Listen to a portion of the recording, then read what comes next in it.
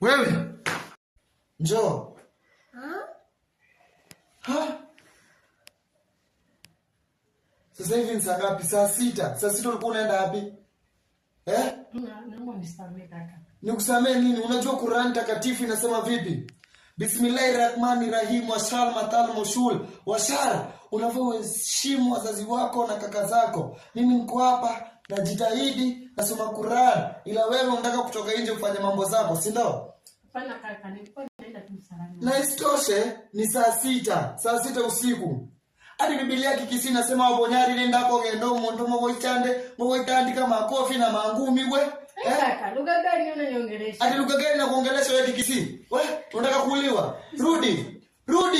Rudi haraka. Toba. Ndako ngendo monsio yo.